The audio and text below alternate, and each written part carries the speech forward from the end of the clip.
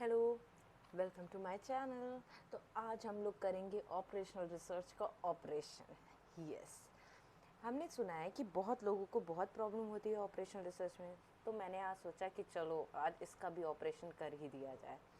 ठीक है, तो आज हम लोग ये बेसिकली हम कानपुर यूनिवर्सिटी के टॉपिक का चैप्टर है। हम लोगों का पेपर जो होता है ना एमकॉम में फाइनल ईयर के, जैसे यहाँ पे दिखाई देखिए ऑपरेशनल रिसर्च का पेपर होता है, तो मैक्सिमम मार्क्स कितने होते हैं, इस पूरा 100 मार्क्स का क्वेश्चन होता है। जे तक क्वेश्चन जो आते हैं आपके, वो कितने मार्क्स के होते हैं, वो 4 मार्क्स के होते हैं। तो ये सारे आपको अटेम्प्ट करने रहते हैं। और सेक्शन बी का देखा जाए, लॉन्ग आंसर टाइप 2 क्वेश्चन पर सेक्शन आपको अटेम्प्ट करने होते हैं, जो कि 15-15 मार्क्स के होते हैं। 2 क्वेश्चन यहाँ से लॉन्ग से आएंगे और 2 क्वेश्चन एक और ये सेक्शन है बी, इसके 2 लॉन्ग आएंगे। तो आपको टोटल कितने 4 यहाँ क्वेश्चन करने होते हैं, बाकी क्वेश्चन ये करने होते हैं। तो आपका पूरा पेपर कितने मार्क्स का हो जाता है, 100 मार्क्स का हो जाता है। जो सिलेबस आता है वो आपका ये पूरा पेपर क्या होता है, ये जो 12 पॉइंट्स है इन्हीं से ही सिलेबस आता है। तो आज से हम लोग अपनी सीरीज शुरू करने जा रहे हैं ऑपरेशनल रिसर्च। इसकी सबसे पहले हम लोग पढ़ेंगे meaning, origin, scope, application, phases, types and model. और आज आप इस वीडियो में सिर्फ ऑपरेशन देख पाएंगे, मीनिंग, ओरिजिन, स्कोप और एप्लीकेशन का बाकी हम लोग सेकेंड वीडियो में करेंगे। तो सो लेट गेट स्टार्टेड।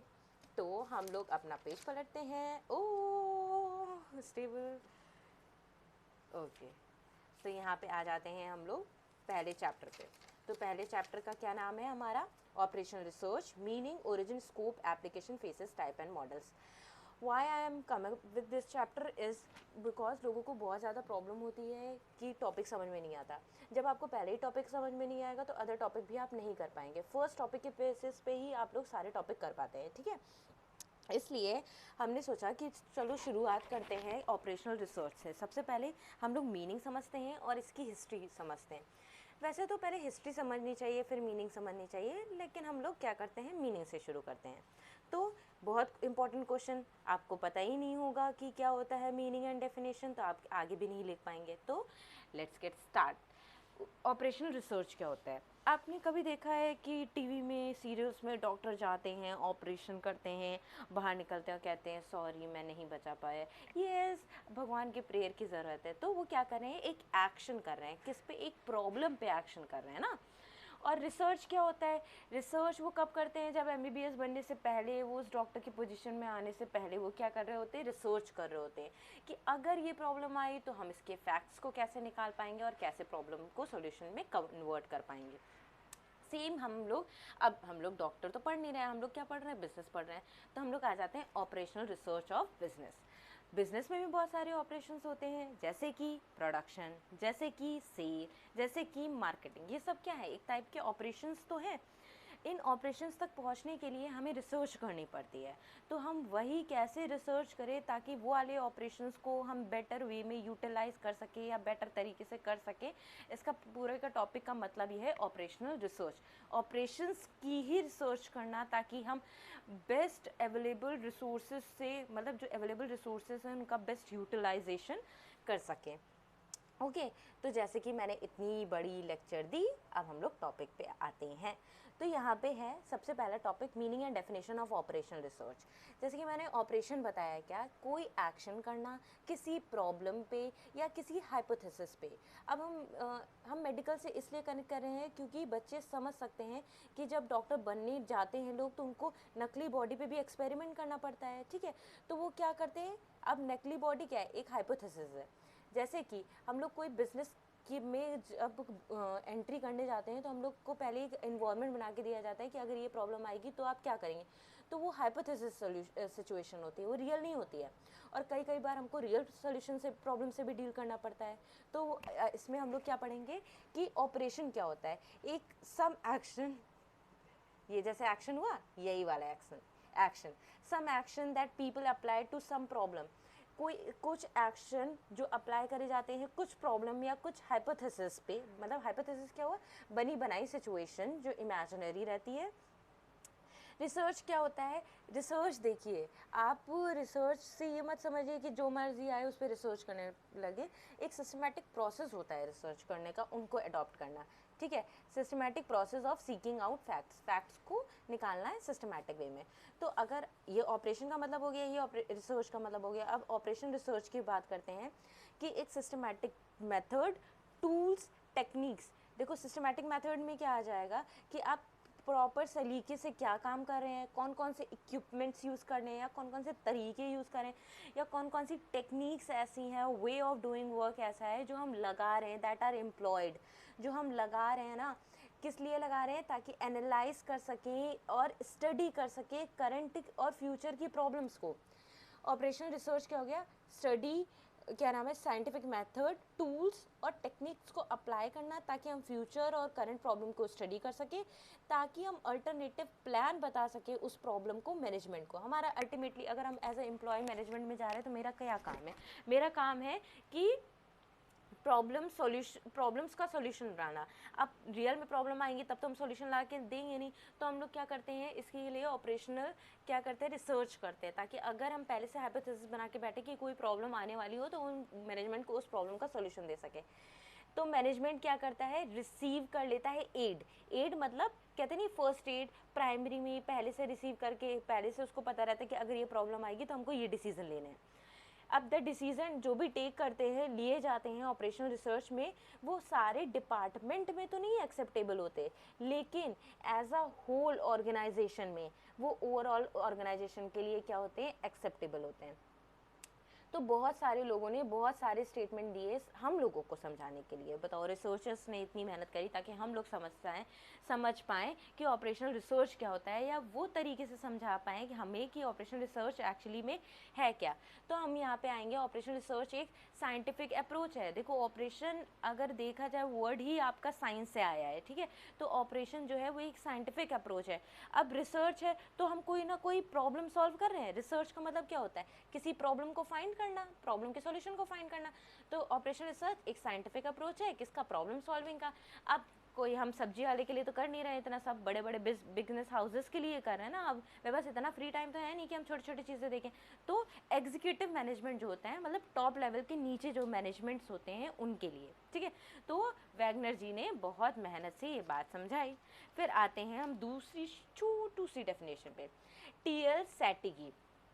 टी.एल. सेटी जी और अच्छे, इन्होंने क्या बोला कि ऑपरेशन रिसर्च एक आर्ट है। अब इन्होंने करी मैनेजमेंट वाली बात, है कि नहीं। अभी तक तो साइंस चल रहा था, अब मैनेजमेंट पे आ जाते हैं। तो ऑपरेशनल रिसर्च एक क्या है, एक आर्ट है, इट इज़ एन आर्ट, ठीक है, of giving bad answers to the problem which otherwise have the worst answer. सोचो अगर कोई प्रॉब्लम आ जाती है तो हम रैंडम एक्शन तुरंत का तुरंत लेंगे, इससे अच्छा है कोई हम कोई सॉल्यूशन प्रिपेयर रखें उसका हाइपोथेटिकली, ठीक है। कम से कम वर्स्ट आंसर से तो बच जाएंगे ना। प्रॉब्लम बैड आंसर ज़रूर होगा लेकिन वर्स्ट आंसर से तो बच जाएंगे ना। इसलिए उन्होंने ऑपरेशनल रिसर्च को क्या कहा, आर्ट है giving bad answers to the problem, मतलब वर्स्ट आंसर से तो अच्छा है हम बैड आंसर दे दें।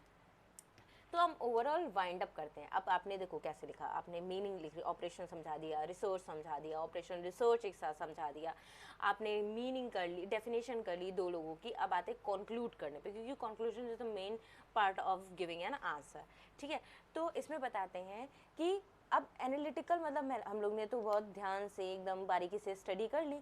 तो इन स्टडी के बाद हम कंक्लूजन क्या निकाल सकते हैं कि ये एक एप्लीकेशन है, मतलब अप्लाई करने वाला प्रोसेस है, मेथड है, मैथमेटिकल साइंस का कॉम्प्लेक्स प्रॉब्लम में, ठीक है, जो डायरेक्शन में आ रही हैं या मैनेजमेंट में आ रही हैं। कौन कौन से डायरेक्शन या मैनेजमेंट में, मैन में कोई प्रॉब्लम आ रही है, या मशीन में आ रही है, या मटेरियल या मनी, किसी भी बिजनेस इंडस्ट्री में। मतलब क्या है, इसका आप स्कोप देखिए, ये मैन को भी कवर करता है, ये डायरेक्शन को भी कवर करता है, ये मैनेजमेंट को भी कवर करता है, ये मशीन को भी कवर करता है, किसी भी इंडस्ट्री, किसी भी बिजनेस, किसी भी गवर्नमेंट और डिफेंस में, ठीक है।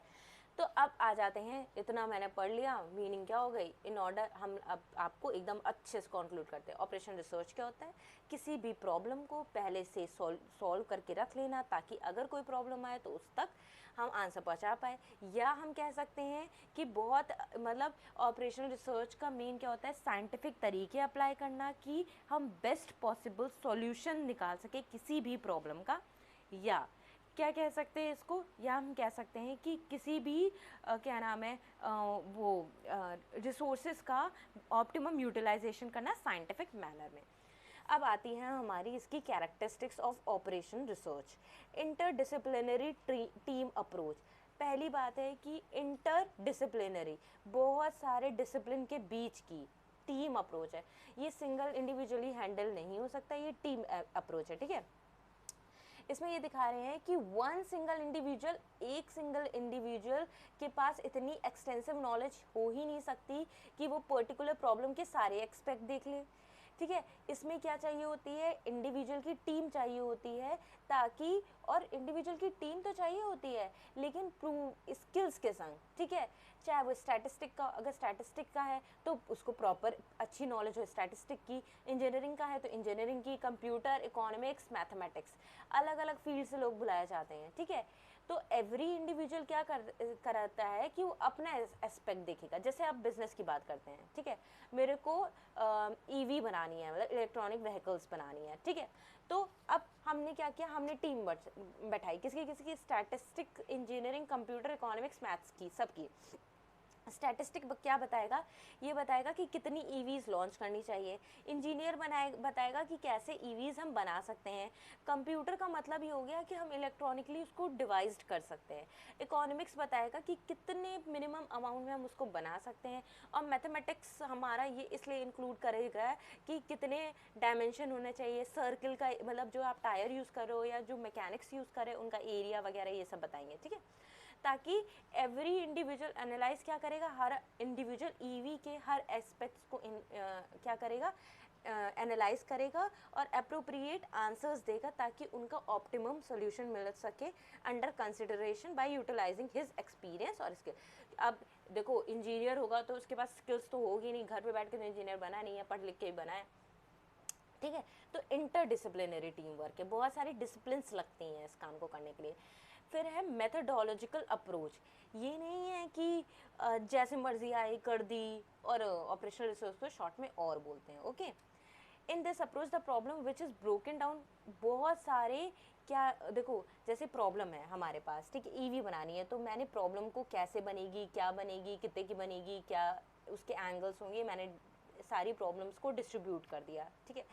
अब हम क्या करेंगे, अब ऑपरेशनल ओआर मॉडल में इसको ढाल देंगे। ओआर मॉडल मतलब एक इंजीनियर दे दिया और मैथमेटिशियन दे दिया, इन लोग को दे दिया, सब मॉडल्स को दे दिया, ठीक है। अब क्या करेगा, वो इसके प्रॉब्लम्स को देखेगा और इसके सॉल्यूशंस को असर्टेन करेगा, खुद ही आएगा, और जो मोस्ट सुटेबल सॉल्यूशन जो होगा ना, अप्लाइड करेगा, वो उसको एग्जामिन करके आप तक पहुंचाएगा और बताएगा कि अगर ये प्रॉब्लम है ईवी में, इंडिया में ईवी चलानी है तो समर भी है, विंटर भी है, तो आप उससे कैसे बच सकते हो। वो खुद प्रॉब्लम बता रहे हैं ना कि हाँ, ईवी आपको बनानी है, ठीक है, इंडिया में तो ऐसा मौसम है और बाहर मतलब कई तरह के मौसम आते हैं, तो आप कैसे बना पाएंगे, तो वो पूरा सॉल्यूशन ला के देगा, ठीक है।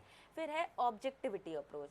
ऑब्जेक्टिविटी अप्रोच क्या बताता है कि एकदम इफेक्टिवनेस होना चाहिए। It is necessary to define a measure of it, कितना इफेक्टिव है आप जो आंसर्स दे रहे हैं ना, ठीक है, वो कितना कंसिडरेबल है, ठीक है। और अदर एक्शन से अगर कंपेयर करा जाए तो वो कितना सूटेबल है ऑर्गेनाइजेशन के लिए। अब आते हैं टोटलिस्टिक अप्रोच। टोटलिस्टिक अप्रोच क्या हो गया कि डिसीज़न को पहले हम एनालाइज करेंगे, फिर इवैल्यूएट करेंगे और फिर इफ़ेक्ट देखेंगे उसका पूरी ऑर्गेनाइजेशन पर। मतलब ये है कि मान लीजिए हम ईवी बना रहे हैं, ईवीज़ बना रहे हैं, तो हम सिर्फ एक एस्पेक्ट नहीं देंगे हाँ बना दी, उसका ओवरऑल ऑर्गेनाइजेशन पे, या हम कंट्रोलिंग कर रहे हैं, कंट्रोलिंग के प्रॉब्लम्स को समझ रहे हैं या जान रहे हैं, तो हम उसका ओवरऑल ऑर्गेनाइजेशन पे ना वो देखेंगे। इसलिए इसका टोटलिस्टिक अप्रोच, ये टोटलिटी को लेके चलते हैं। आप खुद यहाँ से समझ सकते हैं कि यहाँ पे लिखा इंटरडिसिप्लिनरी टीम अप्रोच, यहाँ इसका मतलब ही ये क्या बता रहा है, टोटलिस्टिक अप्रोच दिखा रहा है। नेक्स्ट इज़ ये कॉन्टिन्यूस प्रोसेस है, ठीक है। एक प्रॉब्लम सॉल्व होगी, उसका मॉडल बन जाएगा, उसके सॉल्यूशंस मिल जाएंगे, नई प्रॉब्लम आ जाएगी, उसका फिर से काम कंटिन्यू चल जाएगा। ब्रॉड आउटलुक, ठीक है, ये सिर्फ प्रॉब्लम का ही नहीं ऑप्टिमम सॉल्यूशन बताता है, ये पूरी न्यू प्रॉब्लम्स को भी क्या करता है, अनकवर करता है कि एक्चुअली में ये प्रॉब्लम आ कहाँ से रही है, एक्चुअली में ये प्रॉब्लम सॉल्व कैसे होगी, ठीक है, सब कुछ अनकवर करता है। अब इसका मेन पार्ट जो कि आता है हमारा ओरिजिन ऑफ ऑप्शन मतलब ऑपरेशनल रिसर्च। तो ओरिजिन हम लोग पढ़ेंगे अभी। ओरिजिन में क्या बताया गया है, ये स्टोरी पहले आप सुनिए। ये स्टोरी शुरू होती है 1940 से आके ख़त्म होती है 1963 में। आपके पास 5 पॉइंट हैं, 1940, 1949, ठीक है, 1940, 49, 50, 57, 63 हो गया। 40 और 40 के बाद 49, 50, फिर आपके क्या आ जाएगा 59 और 63। तो शुरू करते हैं स्टोरी हम लोग 1940 से, ऑपरेशनल रिसर्च। सबसे पहले अब देखिए, अगर हम लोग बात करें ऑपरेशनल रिसर्च, किसी ने तो बोला होगा ना, ऐसा तो है नहीं कि अपने आप ही वर्ड आ गया, किसी ने ओरिजिन करा होगा, कॉइंड करा होगा। कॉइंड मतलब किसी ने तो बोला होगा इसके बारे में। तो ये सबसे पहले कॉइंड करा गया है मैक्लॉस्की और थ्रिफ्टन द्वारा इन 1940। 1940 से स्टोरी शुरू होती है, तो कॉइन कर दिया इन्होंने, चलो आगे इसका बॉन्ड तो हो गया, ऑपरेशन रिसर्च बॉन्ड हो गया। अब ये फोर्स में कब आया, 1940 में जब ये कॉइंड हुआ था, उसके बाद वर्ल्ड वॉर शुरू हो गया, ठीक है। तो जो मिलिट्री मैनेजमेंट था, उन्होंने क्या करा कि साइंटिस्ट बुलाए, बहुत सारे डिसिप्लिन से साइंटिस्ट, मतलब जिनको एक्सट्रीम नॉलेज हो किसी भी, और उनको क्या किया, स्ट्रेटेजिक प्रॉब्लम सॉल्व करने को दी। और उन्होंने कहा कि बहुत सारे जो मिलिट्री प्रोजेक्ट्स हैं उनका एग्जीक्यूशन कैसे इम्प्रूव होगा, ये आप लोग बताइए। दिस न्यू अप्रोच जो थी साइंटिफिक ऑपरेशन की, उसको बोला गया ऑपरेशनल रिसर्च। अब हुआ क्या, देखिए वर्ल्ड वॉर छिड़ा था, वर्ल्ड वॉर हुआ, उसके बाद उन्होंने कहा कि आपको ये कैसे, मतलब वर्ल्ड वॉर चल ही रहा था तो उनके पास रिसोर्सेज कम थे, ठीक है। तो उनकी इमीडिएट नीड पड़ी, मेनली ब्रिटेन की स्टोरी है। तो उन्होंने बहुत सारे फील्ड से बहुत सारे लोगों को बुलाया, साइंटिस्ट लोगों को बुलाया।